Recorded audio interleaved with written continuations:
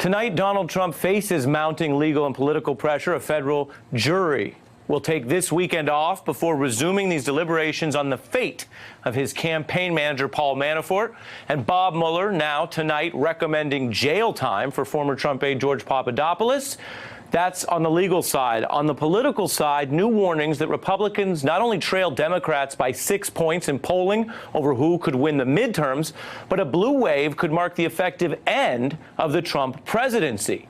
Now, that may be motivating for many liberal voters, but Republican leaders are also mobilizing right now. Take this new video that's aiming to rile up conservative turnout by arguing this is now a war for the Trump presidency. It comes from a new multi-million-dollar campaign by former Trump campaign chair and advisor Steve Bannon, returning from exile to help congressional Republicans, whether they want his help or not.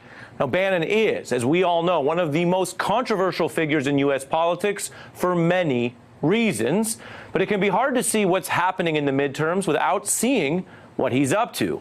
Now, people can't decide what to do about developments in our politics if what's happening is not exposed or not known or not confronted. And while Bannon has played quite a big role in conservative politics, he rarely goes on TV. He's never taken questions from an MSNBC journalist on air. And that changes tonight. We are about to air my new interview with Bannon, plus independent analysis, adversarial reaction, and fact-checking from our panel of journalists and political analysts who are with me live. I want to be clear up front, this interview had no ground rules, nothing off limits. We talked about Bannon's project for the midterms, his donors, his policy record in the White House, his political record from Roy Moore to Charlottesville. We talked about the Time's Up movement, his view of James Comey's firing and the Mueller probe. And we talked about why Mueller views him as a witness to both the collusion and obstruction investigation that's going on right now. Bannon also recounts the first time he and Mueller ever spoke at the doorway to Donald Trump's Oval Office. Here is part of our discussion, starting with the midterms. Let's start with the midterms. If they were held today, who do you think would win the House? I think if they're held today, we'd have a tough time holding the House. I really do. I think it could be north of 25, maybe 30 seats, maybe north of that. There's people who are projecting today it could be 45 or 50 seats. I believe by November 6th, we're going to win this. I think all this takes is people on our side of the football focusing on what has to happen. This is an up or down vote on President Trump. You know, this election is going to come as a referendum on him. He permeates the entire political culture. And I think those that are around him are telling him that, hey, it's okay to lose the House. You can work with the Democrats and you can run against a Democratic House in 2020. It's bad advice. We have a C4 now, and I've actually made a film that's very much focused on getting out the Trump base, the deplorables plus the blue-collar Democrats. I think the opposition party media and the Democrats did succeed in one thing. I think they did get a do-over to 2016, and I think this is his first re-election. You said you are going to save the Trump presidency in these midterms. Does he know that he needs you to save him? Well, I don't think the quote was we're going to save him. What we're trying to do is actually get this message focused. The message is about President Trump. It's about a referendum on President Trump. To me, it's an up or down vote.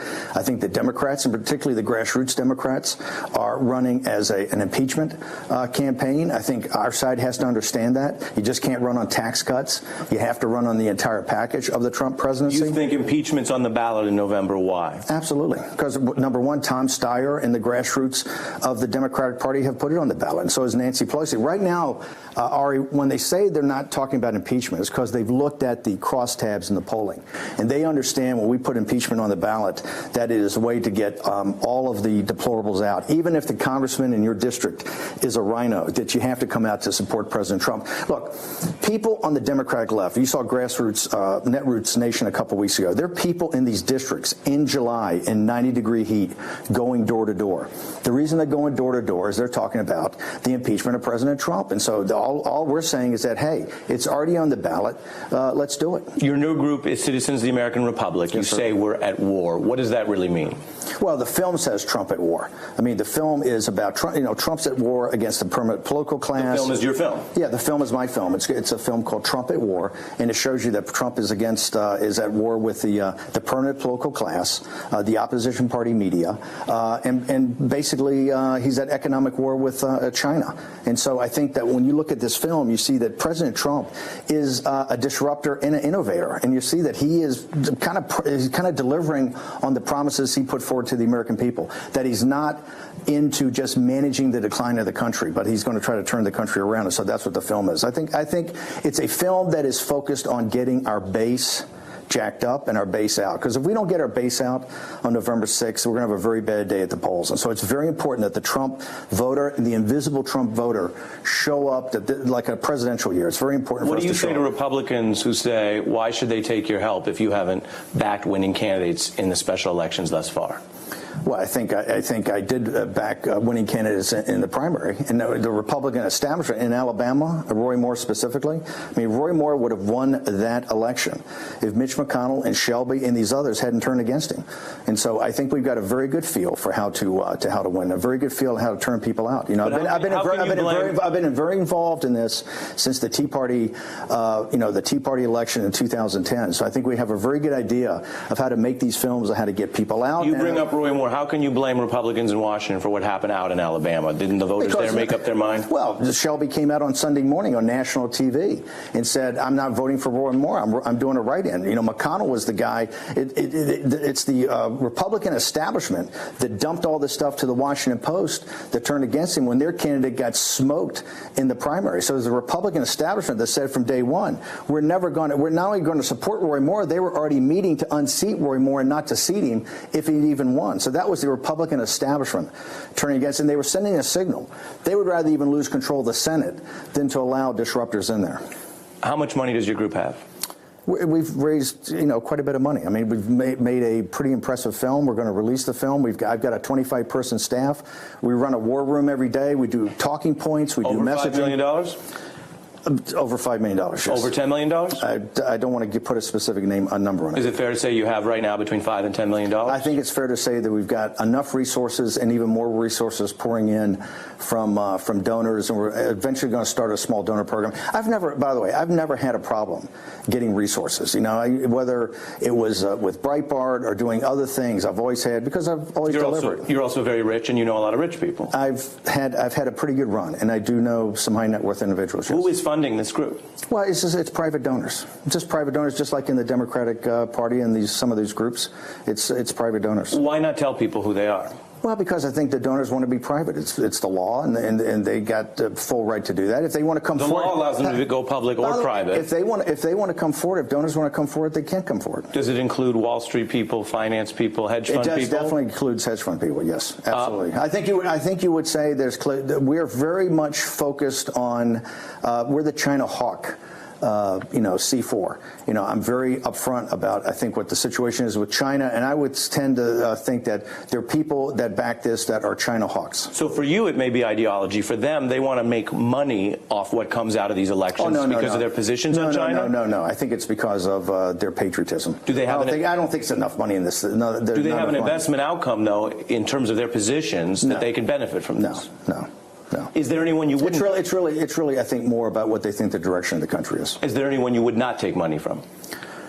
Well, I would not take money from foreigners, right? And there's certain people, I'm pretty selective about, who I take money from. I've always had good partners, always had partners that have been pretty happy. So I'm pretty selective about who I take money from. But I've never had a problem raising money. And I think you see, particularly in Wall Street and others, you see a lot of people that come from hardscrabble backgrounds or blue collar backgrounds that see that like this populism, that like economic nationalism, that kind of like the Trump program, that are pretty supportive. But your critics say that you talk a lot of smack about Wall Street, but then you're funded by Wall Street. Your new group, you're admitting, is funded not funded by Wall Street, but funded by certain individuals. Well, you just told me it includes financiers and includes people with a position in China, is what you just said. No, people that understand our position in China, the people that understand that we're kind of the China hawks. I didn't say they had a position in China. But the question you understand, though, is how do you take on Wall Street if you're funded by Wall Street? Well, by the way, individuals on Wall Street, some of the biggest guys on Wall Street are quite anti the the antics that Wall Street's been up to.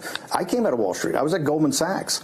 You kind of know what the game is. Just because you've made some money on Wall Street, or just because you're currently in a hedge fund, doesn't mean you don't know what the practices of Wall Street are. I think in fact, I think it's been a great way for some people that are blue collar, that have come from blue collar backgrounds to actually get ahead. The main piece of economic legislation that has been passed in the Trump administration is the tax bill. Most of those benefits go to the very wealthy. Was that a mistake? Well, no. Hang on for a second. The tax bill, the central part of the tax bill was also the corporate tax bill, was to make sure that we were competitive with Germany and China. And if you look at manufacturing jobs coming back here, it's part and parcel of this the situation we're in with the tariffs, the economic package and the tax package. That was the central part of it. So you look at manufacturing jobs and hand. I hear you globally. No, I'm talking not the tax globally. policy says 83% of the benefits. Not globally. Go to the top 1%. Not globally. I'm talking about what happened here. What happened here in manufacturing jobs coming back.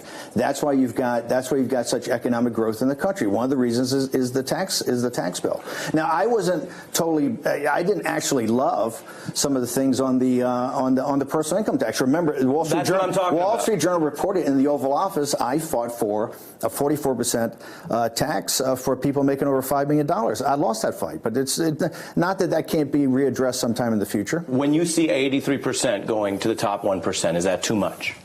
I think what's important is what's happening with corporate America, is that corporate America is becoming more competitive, and we're repatriating $3 trillion of cash to come back here and invest in the United States. I think this is about manufacturing jobs, and I think if you look at President Trump's overall economic agenda, it's working. It's working for middle class and working class people.